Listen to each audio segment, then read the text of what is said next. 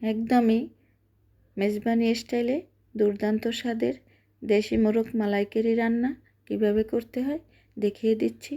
সুপ্রিয় দর্শক, আসসালামু আলাইকুম। মেহেরস ব্লগ থেকে সুস্বাগতম। দেশি মোরগ মালাইকারি রান্না করার জন্য প্রথমে মোরগের মাংসগুলো ম্যারিনেট করে নিতে হবে। মাংসগুলো ম্যারিনেট করার জন্য দিতে হবে লেবুর রস, হলুদের গুঁড়া,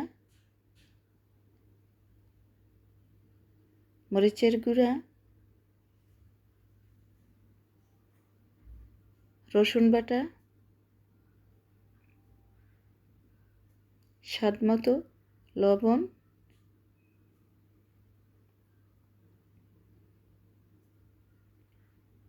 মশলাগুলো মাংসের সাথে ভালোভাবে মেখে নিতে হবে।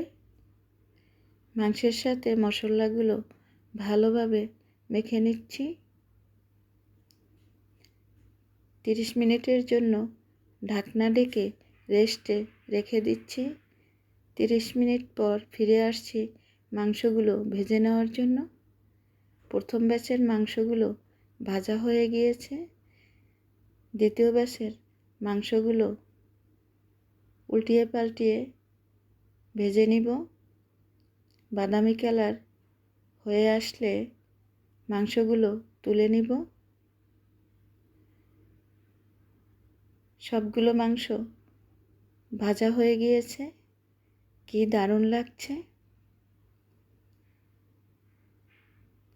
অন্য একটি হাঁড়িতে পরিমাণ মতো তেল দিয়ে পেঁয়াজ কুচি দিয়ে দিচ্ছি বাদামি করে ভেজে নেওয়ার জন্য। কিছুক্ষণ ভেজে নিতে হবে। বাদামি কালার হয়ে এসেছে। একটি চামচের সাহায্যে পেঁয়াজের বেরেস্তাগুলো তেল ঝরিয়ে তুলে নিচ্ছি।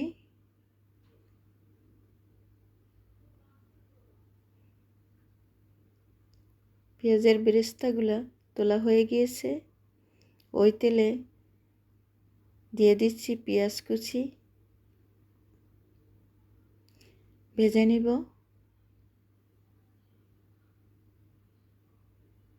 রসুন বাটা, আদা বাটা পেঁয়াজের সাথে ভালোভাবে ভেজে নিচ্ছি।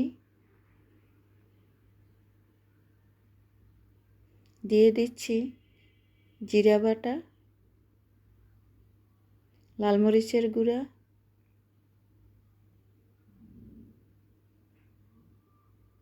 মশলাগুলো ভালোভাবে ভেজে নিচ্ছি।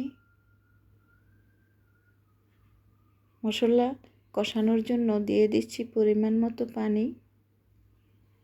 জাল করে পানিগুলো শুকিয়ে নিব। দিয়ে দিচ্ছি তেজপাতা,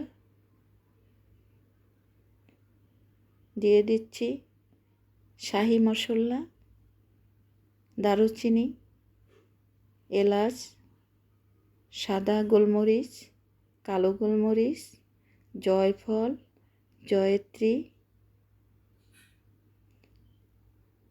সবগুলো শাহি মশলা দিয়ে দিলাম। ভেজে নিচ্ছি। দিয়ে দিচ্ছি ভাজা মাংস, দিয়ে দিচ্ছি টক দই,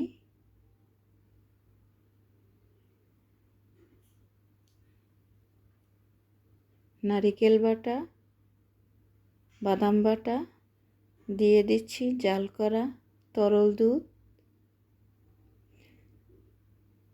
তরল দুধ পরিমাণ মতো দিয়ে দিব আমার যতটুকু রান্না করার জন্য প্রয়োজন হবে। মশলার সাথে ভালোভাবে নেড়ে মাংসগুলো মিশিয়ে নিচ্ছি। দিয়ে দিচ্ছি কিশমিশ,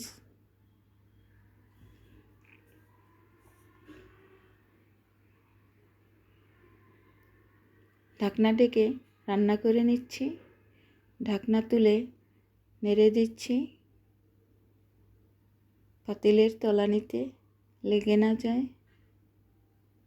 সাবধানতার সাথে নেড়ে দিতে হবে। দিয়ে দিচ্ছি চিনি, কাঁচামরিচ,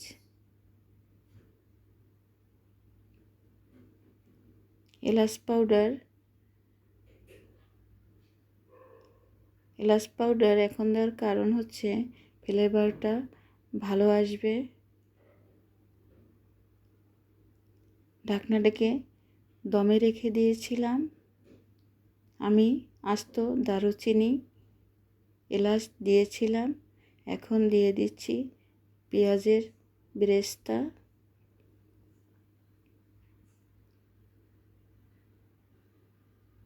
পরিবেশন করে দেখাচ্ছি কি লোভনীয় লাগছে। খেতেও দারুণ মজা হবে।